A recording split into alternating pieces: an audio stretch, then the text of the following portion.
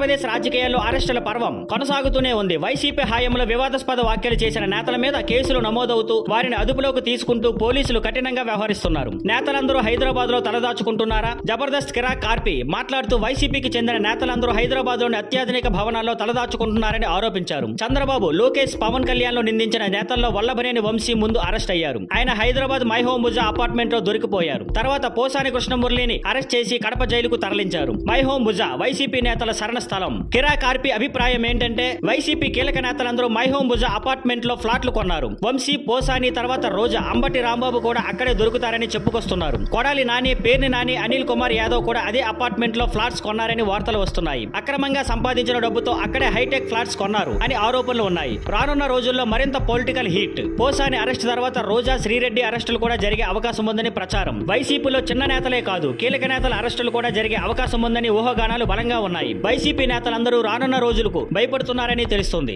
AP రాజకీయాలు మరింత వేడెక్కుతుండగా మరి ఇంకెన్ని అరెస్టులు జరగబోతున్నాయి చూడాలి. Thank you for watching. Please like, share and subscribe.